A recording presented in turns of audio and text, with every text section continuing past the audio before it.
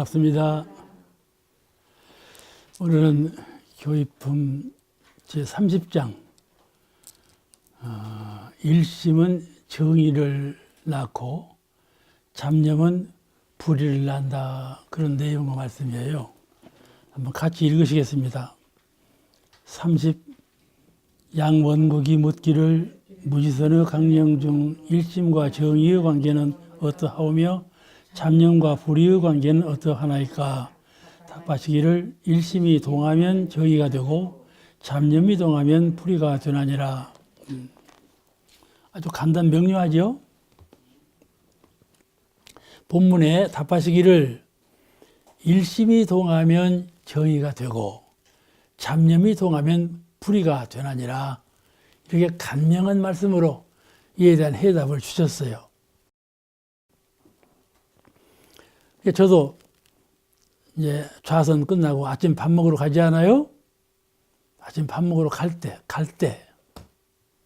이제 그런 많은 마음으로 가죠. 많은 마음으로 가. 식당에 들어가면서부터 잊어버리네. 많은 마음을 잊어버려. 왜 잊어버리는가? 앞에 원로님들이 많이 계셔. 미리 오시는 원로님들이 계시고, 또 밥을 차려놓고, 이제 밥 먹어야 되겠다는 생각이 이제 들어와가지고, 환하게 일념으로 챙겨서 가는 마음이 그냥 사라져버렸어. 내가 사라지려고 해서 사라진 것이 아니라 경계에 따라서 사라져버렸다니까. 그죠? 이 정의의 관념도 이렇게 사라져버린다니까. 사라져버려. 근데 이 정의의 관념을 이게 사라지게 하면 안 돼. 자꾸 명심사항으로 둬야 돼. 그러면 내가 식당까지 갈 때 아주 밝게 온전한 마음으로, 그런 일원상 마음으로 갔는데, 그 식당에 가서도 그 마음을 어떻게 챙길래? 그 마음은 속마음으로만 챙겨. 사람이 속마음이 있죠? 속마음에다만 둬. 아시겠죠? 그것이 자성을 여의지 않는 공부예요. 속마음에는 항상 이론상이 있어. 그러나 생각은 현실에 맞게 해. 현실에 맞게 해. 이 자성을 여의지 않고 현실 생활에 적응해가는 공부다, 이 말이에요. 이렇게 해야 돼. 근데 속마음도 다 잊어버리고 다 놓아버리면 방심이지. 방심해서는 안 된단 말이에요. 일심이 동하면 정의가 되고, 항상 일심이 안에 내재해 있어. 하고 일심의 바탕에서 생각을 내, 행동을 하고, 그러면 이 행동은 전부 정의이고, 일심이 사라지면요, 잡념이 들어와요. 그 빈자리 잡념이 들어와. 번뇌가 들어와. 근데 그 번뇌가 들어온지도 모르고 번뇌로 행동하고 생각하면 그건 불의가 된다, 이 말이에요. 번뇌로. 그러죠? 그러니까 번뇌를 끊는데 많은 공을 쌓아야죠.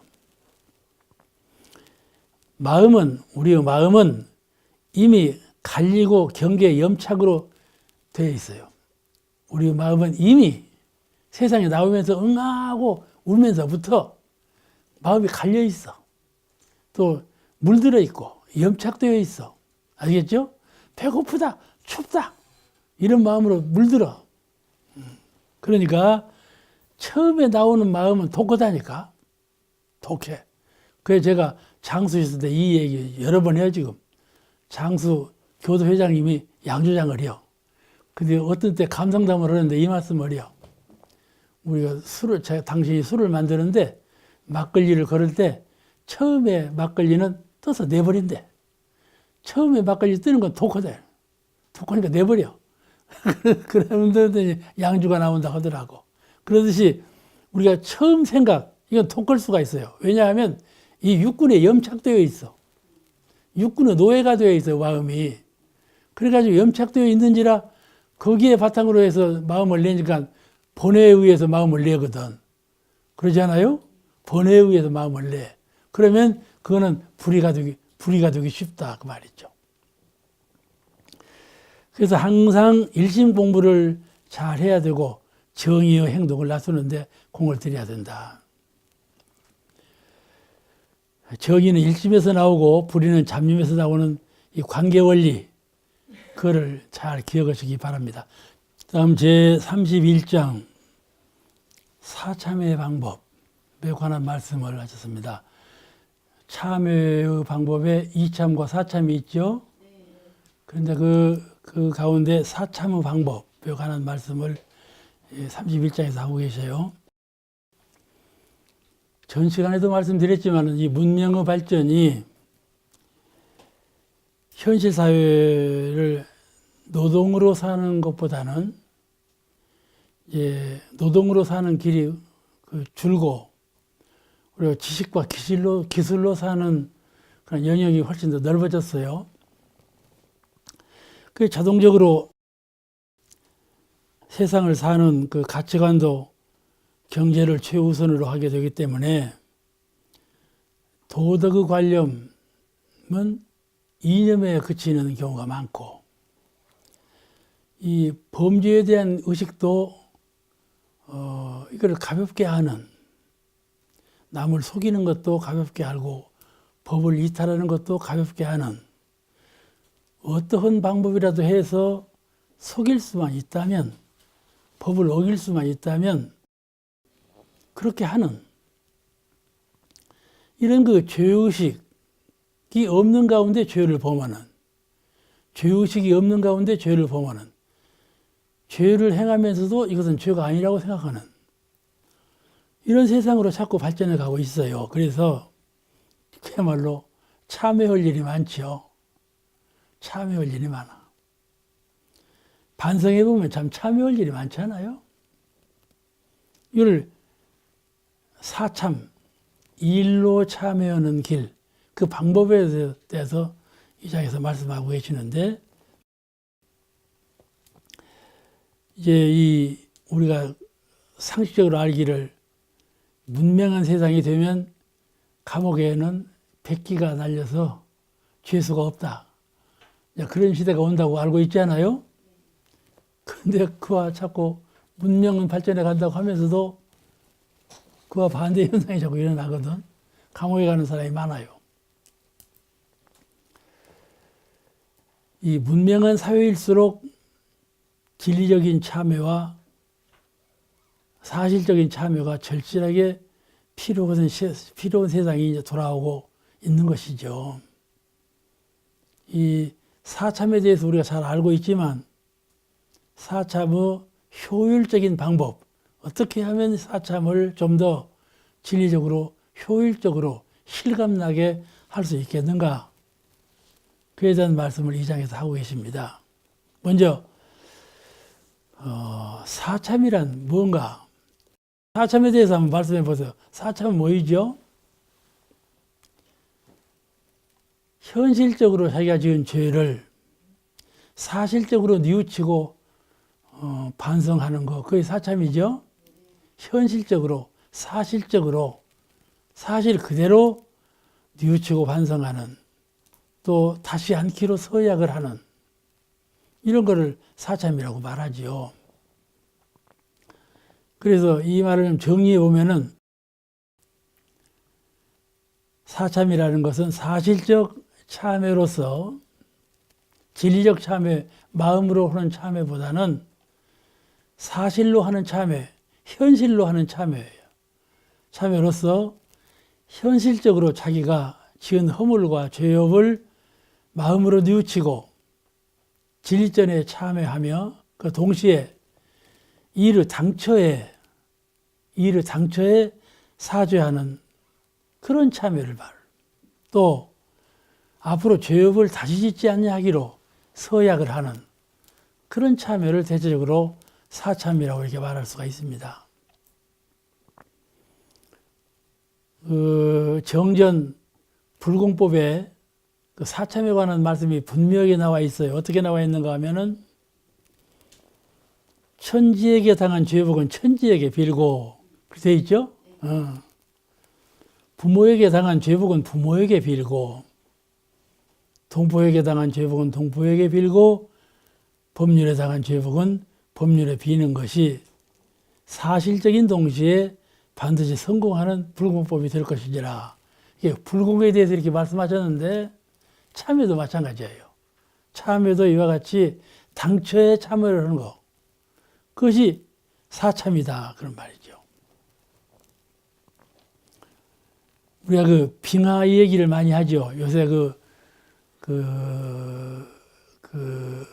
아열대 현상이 일어나가지고 자꾸 지구가 뜨거워지는 머리에 빙하가 녹으면서 이제 옛날에 동해에서 명태를 잡았는데 지금은 동해에서 명태를 못 잡는다. 그런 얘기를 많이 하고 우리가 몇 년 안 가면 우리가 살고 있는 이 땅이 아열대 지방으로 바뀔 거다. 이런 전망을 하고 있는데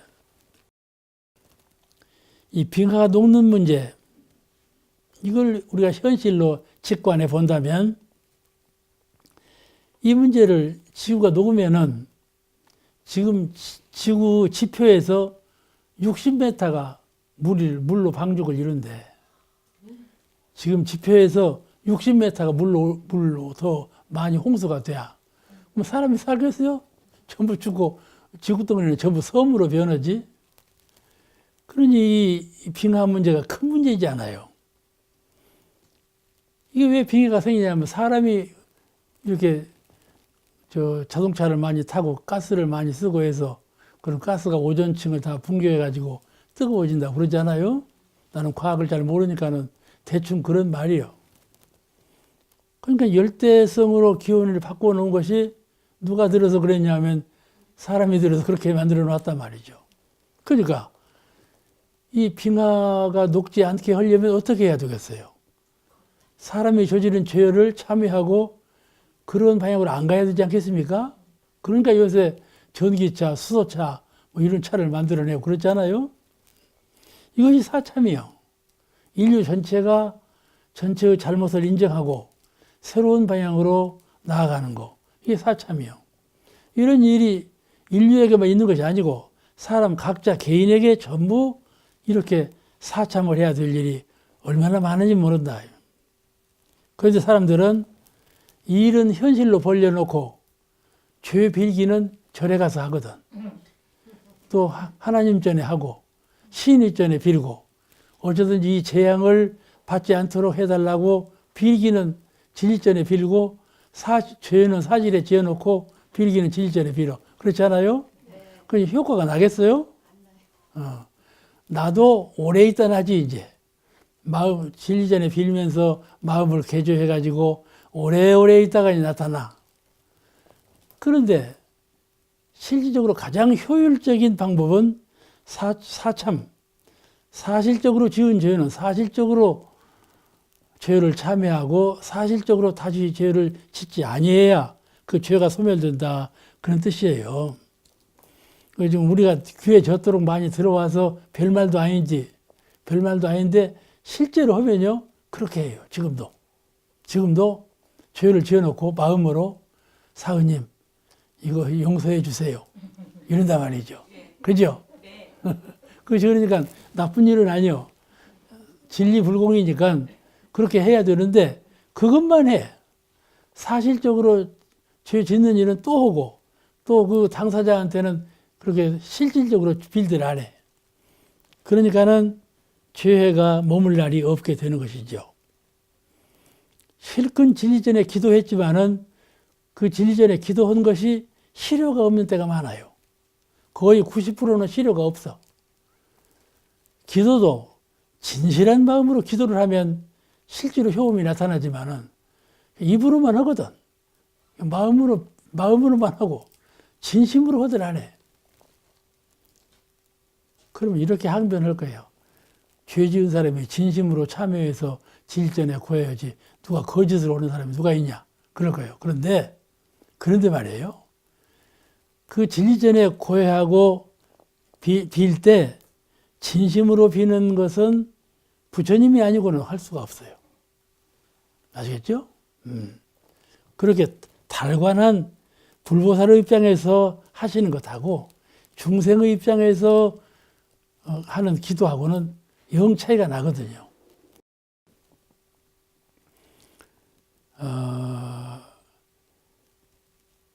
그러니까 그 천지에 지은 죄복을 천지에 비로할 효험이 있듯이 육군을 가지고 지은 죄는 육군을 바탕으로 해서 육군을 활용해서 죄 사함을 받아야 한다. 그렇죠? 그 문제에 대한 해결을 봐야 돼.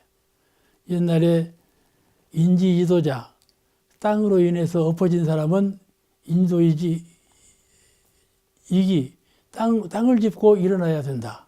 그런 말씀이 있어요. 그렇듯이 육군으로 인해서 죄를 지은 것은 육군으로 인해서 죄를 면하는데 공을 쌓아야 된다. 그 말이죠. 그죠? 육군으로 인해서 죄를 지어놓고 진리전에 참여를 하면 그 죄가 그 이제 진리적으로는 면역이 되어요. 그런데 사실적으로 면제가 안 된단 말이에요. 사실적으로는 받아지게 돼요. 그 말씀 알아두시겠습니까? 자기가 지은 죄를 진리전에 빌면서 이 죄를 면하게 해주세요 한다고 면해지는가요? 어떻게 생각하세요, 평소에? 안 면해져요. 지은 죄는 반드시 받게 되어 있어요. 사실적으로. 지은 허물은 부처님도 사실적으로는 받게 된다. 이렇게 말씀하시지 않았어요? 그러죠? 자기가 지은 죄는 반드시 자기가 받게 된다. 그것이 인과 원리예요. 내가 여기서 지어놓고 진리전에 참여를 한다고 해서 여기서 지은 죄를 안 받냐면 그것이 아니다. 그 말이에요. 그러니까 이 죄를 참여하는 것은 사실적으로 내가 육군을 통해서 다음에 그런 경우에도 할 때 죄를 짓지 아니하는 그것이 진정한 참여이고 또 당사자, 그 사람, 그 환경, 그 사업을 할 때 공들였던 그 사업, 사람을 대해서 그 사람에게 저지른 그 잘못, 그거는 그 사람에게 그 사업에 당초에 그 잘못된 허물을 고쳐야 또 빌어야, 그분에게 빌어야 딱 죄가 사가 되고 그렇게 된다 이 말이죠. 그렇죠? 그렇게 되지 않겠어요? 이해가 안 되는가? 왜 응답이 없어? 그러니까 자기가 지은 죄는 자기가 받게 되고 내가 지은 죄를 남이 받지 아니하고 남이 지은 죄를 내가 받지 아니한다. 이 인과의 원리, 이 인과의 원리를 중심으로 해서 사참을 이해해야 돼. 사참은 사실적으로 지은 죄는 사실적으로 풀어라 그거예요.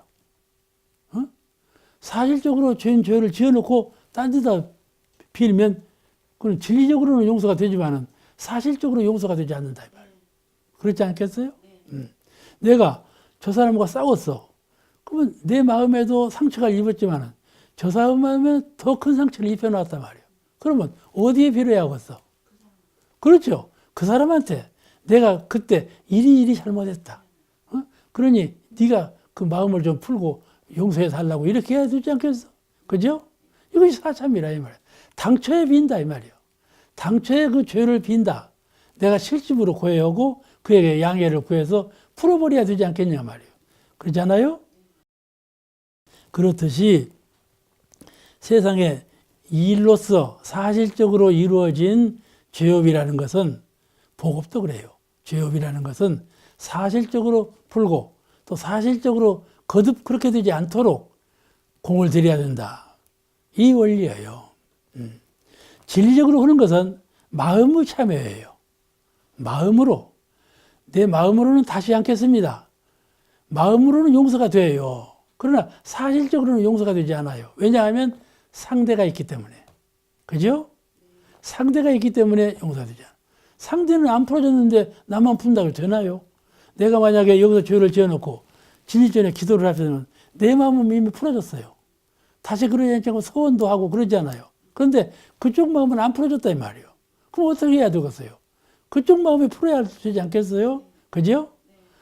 사람들은 그렇게 하지 않아요. 이쪽 사람한테 가서 말을 하면 아쉽고 그냥 체면 불고 해야 되고 내가 그냥 가서 발 아래 가서 필요해 하고 그러니까 그거 하기가 싫어. 진리전에만 하려고 그래요. 사람 심리가 그렇다니까요. 근데 그렇지 않다. 진참이라는 것은 그냥 발밑에 가서 빌어도 빌어야 한단 말이에요. 잘못한 일이 있으면. 그것이 정당한 참여예요. 참여라는 건 정당한, 진리적으로 정당한 참여를 해야지 부담스러운 것은 안 하고 부담스럽지 않은 것만 가지고 참여하려고 해서는 안 된다 그 말이에요. 톨스토이가 유명한 문호 아닙니까? 그 러시아에서 굉장한 귀족이었어요. 부호이고 귀족이고. 아들, 딸이 10남매나 되었대요. 톨스토이가 10남매나 낳았어. 부인을 하나인가 둘인가 모르겠어요. 자꾸 그렇게 낳았어. 그런데 나중에 말년되어가지고 늘 글 쓰고, 소설, 책 팔고 또 본래 백작이니까 큰 부자지요. 부자의 이제 재산이 물려왔죠.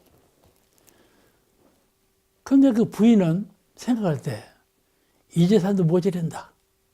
이 아들, 딸들을 다 키워내려면 모자란다. 이 생각을 하고 있었고, 톨스토이는 아니다. 내가 빈민가를 가보니까 참 처참하더라. 가난하게 사는 사람은 참 비참하게 살더라. 이러면 안 된다. 내가 있는 재산을 다 풀어서 그 사람들한테 도와줘야 되겠다. 이런 사상을 갖게 됐어. 이것을 참회라고 생각했어. 응? 내가 재산을 몽땅 갖고 소설 써갖고 재산을 벌고 이런 데를 혼자 맡고 있다는 것은 죄다 생각을 했어. 좀 청빈해져야 된다. 이걸 참회로 생각을 했다니까. 그래가지고 재산을 자꾸 팔아서 이 빈민부제를 하려고 그래요. 이게 부인하고 맞겠어요? 안 맞지. 안 맞아. 자꾸 그 일로 자꾸 싸워. 나중에 큰 싸움이 일어났어. 톨스토이는 밖으로 나가. 싸우기 싫은 게 밖으로 나가. 그래서 돌아오고 하니까는 그 부인이 미워요. 나중에는 총으로, 그랬는가는 몰라도 총으로 쏘아 죽이려고까지 했다는 거야. 이렇게까지 미움이 일어났다는 거야. 하고 톨스토이는 교회에 다니다가 교회도 안 다녀버리고. 교회도 위장이다. 실제로는 가난한 사람은 여기 있는데 교회만 위해서 무슨 헌금을 하라고 그러니까 이건 위장이다. 가식이다. 이렇게 보아버렸다니까. 교회도 안 나가지요. 실제로 부인하고도 싸우지요. 자기가 알고 있는 지인들하고 뭐지 안 맞아. 그래가지고 말년에는 이 바지에다가 쇠덩어리 그런 것을 막 달아놔 이렇게 무겁게. 그리고 그는 무겁게 다루고 걸어가. 이것이 참이라고 생각했어. 아시겠죠? 참이라고. 말년에 이렇게 참여해가지고 객사했어요. 이렇게 돌아다녀. 나중에는 어느 조그마한 역사의 역사의 그 대표가 누구요? 관장이라고 하는가? 역장 관사에서 열반했다고 그래요. 밖에서, 가정에서 죽지 못했어. 생각해 보세요. 참여라 한다면, 사람의 관계가 더 은혜롭고 화합이 돼야 하고, 종교의 관계가 더 긴밀해져야 되고, 그렇잖아요. 이렇게 자기 가족도 더 평화스러워야 되고, 이것이 참여지. 가족하고 이탈되고, 부인하고 싸우고, 교회도 멀리하고, 이렇게 하고, 돌멩이 달고, 행군해가지고 돌아다니면서 그게 진참여라고 생각하고, 밖에서 죽는 거, 그것이 참여인가 말이요. 그렇지 않아요? 그죠? 이게 잘 이해하면, 톨스토이처럼 이해하면, 그것이 참여라고 볼 수가 있죠. 그게 마음의 참여가 했으니까, 마음으로 참여하니까 그런 행위 나오는 것이죠. 그러나, 실제의 사회생활, 실제의 가정생활, 실제의 자기 육군 생활에 그 참여가 무슨 도움이 되었는가 말이에요. 그렇잖아요? 이건 사참을 하는 거예요. 마음으로 참여해서 마음의 참여만 표현하려고 노력을 했어요. 근데 실제로 자기가 육군을 가지고 가정의 일원으로 생각을 하고 사회의 일원으로 생활하면서 그 사회에서 이탈해 나가면서 참여 생활을 했다면 그 참여는 이상적인 참여가 아니다 그 말이죠. 그러니까 이참은 되었겠지. 이참은 되었지만은 사참이 안 됐다 이 말이에요. 이해가 되시죠? 이게 톨스토이 참여는 반쪽 참여예요. 내가 이렇게 말해도 되는지는 몰라도 그러니까 어떻게 해서라도 가정이 더 화목해야 되고 어떻게 해서라도 내 몸이 더 건강해져야 되고 마음과 몸이 평화를 이루어야 되고 마음과 몸이 갈등을 일으키면 안 돼. 아시겠죠? 마음이 뭘 해탈의 공을 얻기 위해서 몸에 그냥 고를 주고 박해를 주고 부자유를 주고 해서는 안 된다 그 말이에요. 아시겠죠? 이 바지에다 쇠고랑 걸 차고 걸어봐봤자 그것이 진참회가 아니다. 아니에요. 그와 같이 사참이라는 것은 첫째는 마음으로 뉘우치고 참여하는 것이죠. 그 다음에 실제로 그 대상 인물과 대상의 사업체와 대상의 환경과 실제로 그 잘못된 것을 해결해야 돼. 다음에 오는 세월에 그 일을 다시 그렇게 짓지 않아야 돼. 이것이 사참이에요. 이런 그 사참의 근본 뜻을 잘 알아서 우리가 사참을 해야 된다.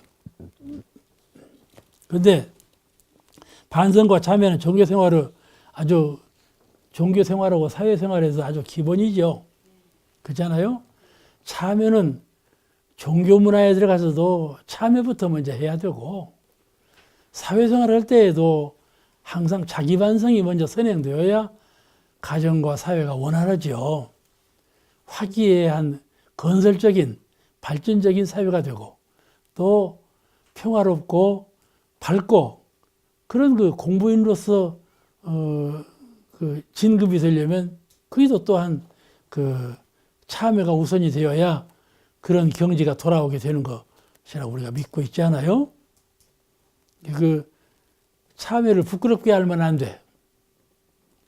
동양 그 명언에도 태양에도 그 일식이라는 것이 있죠. 태양도 흠이 있다. 이렇게 보는 거예요. 아시겠죠? 그와 같이 사람에게 흠이 없을 수 없다. 사람에게는 누구나 다 흠이 있는. 그런데 그 흠을 고쳐. 고치면 고치지 않고 숨기려고 하면 사람들이 무시해봐. 그런데 실제로 자기가 그 결함사항을, 죄악을 고쳐. 그러면 사람들은 전부 다 그를 존경한다. 그런 말이 있어요. 같이 사참은 부끄러이 생각할 것이 아니라 떳떳하게 생각해야 하며 사참으로 인해서 자기를 거듭나게 할 수 있는 그런 정신적인 신념이 있어야 돼. 그래서 본문에 이렇게 밝혔어요.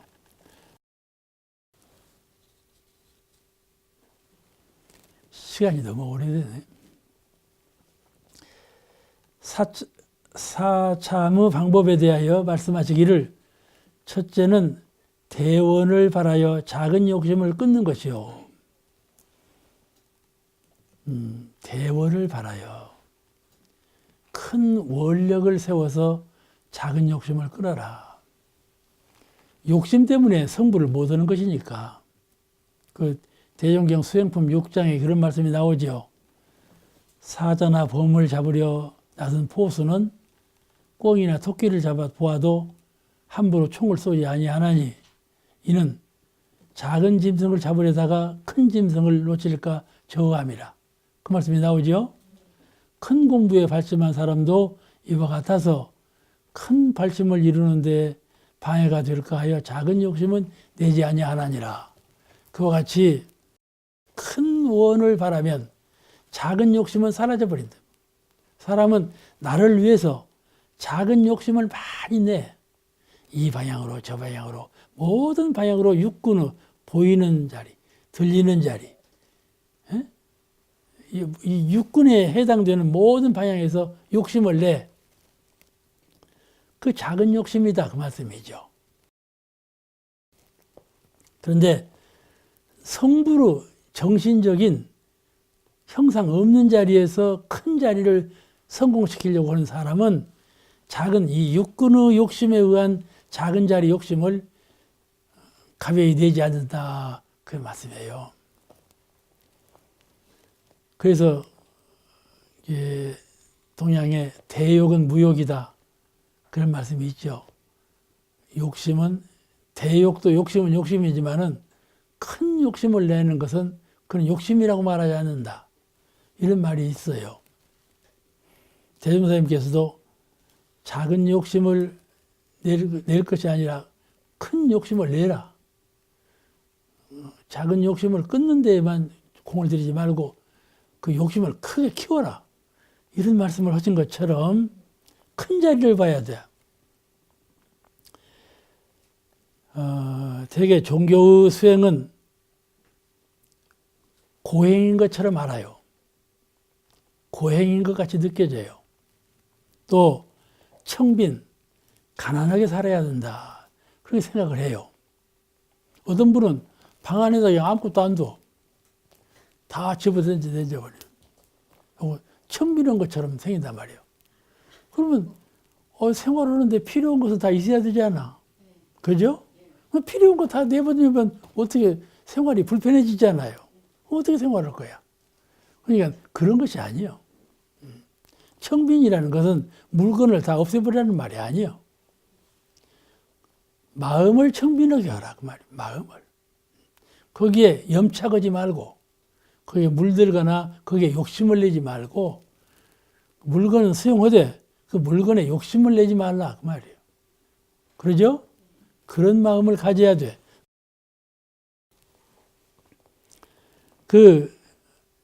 우리가 종교를 이해할 때 종교 문화에 들어가면 고행한다.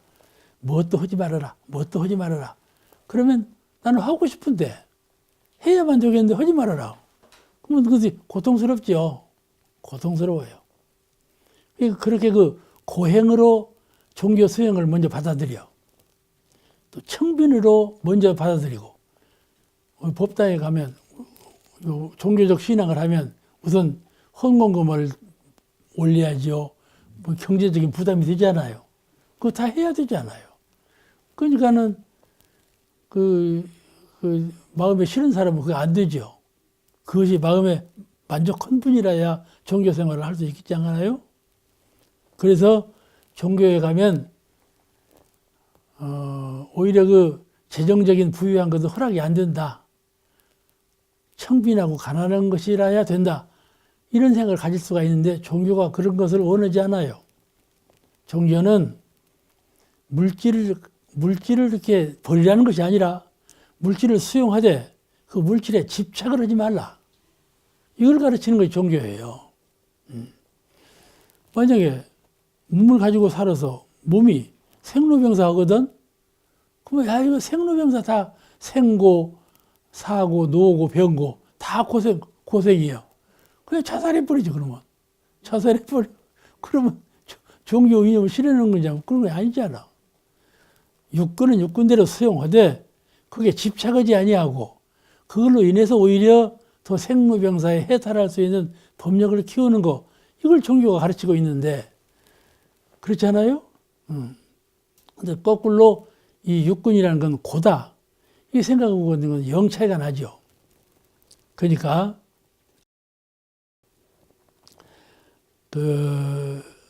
그런 생각을 갖지 말고 그래서 솔성요론 7조에 이런 말씀이 나와요. 탐한 욕심이 나거든 사자와 같이 무서워할 것이요. 그런 말씀이 나왔는데 그러니까 탐한 욕심이 나거든 사자와 같이 무서워할 것이요. 욕심이라는 거는요. 본래 마음으로 하고자 하는 마음을 내는 거예요. 그게 욕심이에요.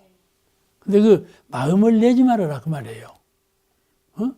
수용하는 것을 갖지 말아라 그 말이 아니고 이 육신도 이미 육신은 수용하고 있는 것이고 내 재산도 이미 수용하고 있는 것이고 다 그런데 그것을 톨스토이처럼 다 버리라는 것이 아니에요. 그렇죠? 방거사처럼 방거사도 자기 있는 재산을 다 호수에다 빠뜨려 버렸거든. 그리고 딸이 말을 해서 아버지 그 귀한 것을 왜 호수에 빠뜨립니까? 나에게 해로운 것은 다른 사람에게 해로우니까 다 빠뜨려 버리자. 그걸 빠뜨려 버렸단 말이에요. 그렇잖아요? 방거사가 위대한 스님이지만 그 모든 것을 다 버려야 해탈을 얻는다. 그런 정신만큼은 틀렸다 그 말이에요. 아시겠죠? 그것이 위대한 정신이 아니에요.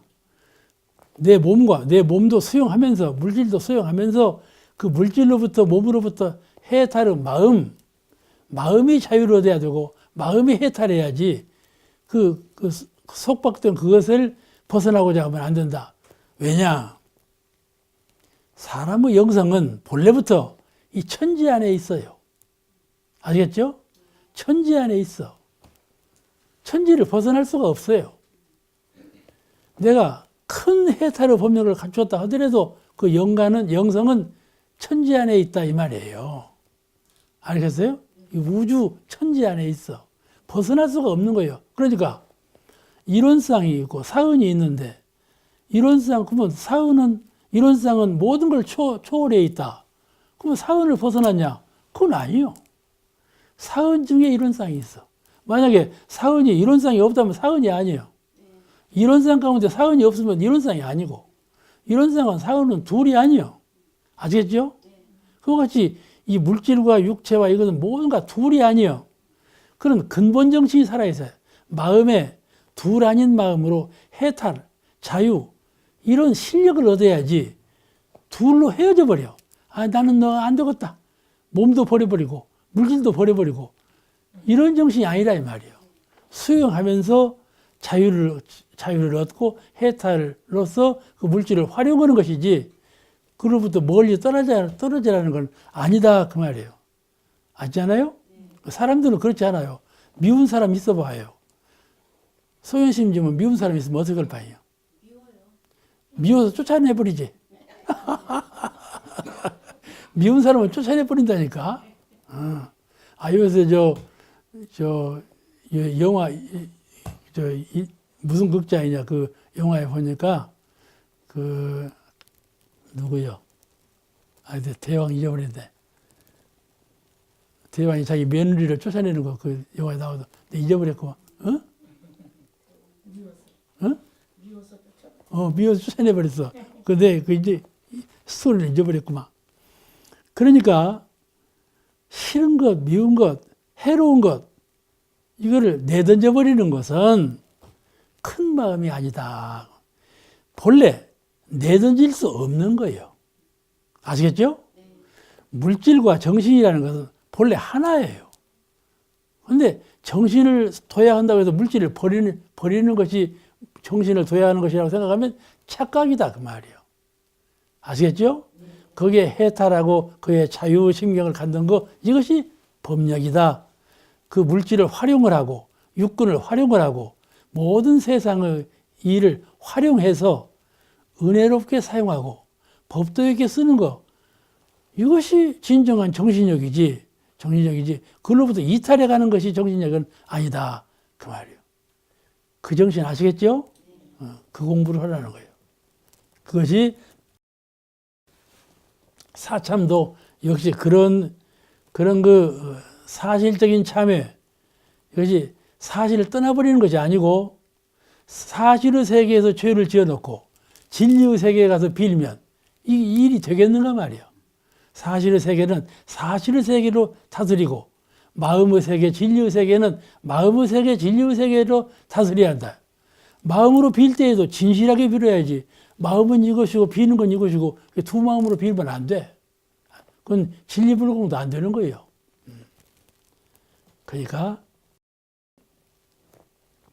제가 경남 교구장으로 있을 때 옥포교당을 신축을 해서 지었어요. 근데 그때 이제 축사를 누가 했는가 하면 요진건설 그 최준명 사장님이 와서 축사를 했는데 그 건사님이죠. 그 축사를 할 때 이런 말씀을 해요. 내가 부부간에 해외여행을 갔는데 그 부인이 정토가 아니고 그 부인이 이제 그 상점에 들어가서 해외여행 가면 어디 상점에 막 풀어놓지 않아. 가만히 보니까 고가 물품을 살란가 말란가 하고 저마저마하고 오래 섰더래요, 부인이. 그래서 이 건산 사장님이 어떻게 했는 거니? 천지영기 하심정. 영주를 외웠대. 사은님, 저 부인으로 하여금 그 물건에 현혹되지 말고 사지 않게 해달라고. 천지영기 하심정을 속으로 외웠다고 그래요. 그래서도 당신도 대봉도, 부인도 대봉도, 둘이 다 대봉도예요. 원불교에서는 없어서는 안 될 큰 인물들이요. 그렇게 큰 사업을 하면서도 부인이 이렇게 작은 자리에서 허망하게 돈 쓰는 것을 싫어했다 이 말이에요. 그죠? 이것이 이르 세계에서 그 이를 초탈한, 묶이지 아니한 이런 신법이에요. 욕심이 나거든 사자처럼 무서워해라. 이 말이 아주 진리담이죠. 욕심이 나는 것은 이미 끌린 거예요. 그죠? 반드시 필요해서, 반드시 실용성이 있어서 그 물건을 이미 자유심경으로 활용할 수 있는 그런 상태에서 하면 좋은데 이미 물건에 마음이 묶였어요. 그죠? 저 물건 내가 가져야 되겠다. 저 물건만 내가 가지면 훨씬 다른 사람이 나를 존경해 보겠다. 이런 마음을 가지니까 그냥 묶이지요. 그러면 있는 돈 없는 돈 다 갖다가 사지요, 그놈을. 그렇잖아요? 그러니까는 욕심이 나거든 사람의 욕심이 나요. 배고플 때는요, 먹는 물건을 보면 욕심이 나요. 먹고 싶어서. 아시겠죠? 이 옷을 헐입어 봐요. 좋은 옷 보면 욕심이 나요. 그죠? 돈이 영 없어 봐요. 돈 보면 또 욕심이 나죠. 그래요. 욕심이 나요. 그 욕심이 날 때, 그를 사자처럼 무서워해라. 그 욕심은 사자가 너를 집어삼키는 것처럼 욕심이 너를 반드시 집어삼키는 날이 온다. 그 말씀이죠. 그죠? 욕심이라는 것은 자유가 아니에요. 구속이죠. 속박. 물건에 대해서 자유해탈을 얻어야 돼. 무엇이 육군이나 사물에 대해서 자유해탈의 심경을 얻어야 그를 활용할 수 있어요. 노예가 안 되고 물질의 노예가 안 돼요. 정신이 능히 그걸 활용할 수가 있는 거예요. 근데 만약에 노예가 되면 그거로부터 고통을 받는 거예요. 아시겠죠? 내가 이 육군을 내 것으로 알고 있잖아요. 응? 근데 육군에 병 들어봐요. 큰일 나죠. 막 오만 것을 다 들여갖고 병을 놔두려고죠. 아시겠죠? 그것이 생명에 대한 욕심이에요.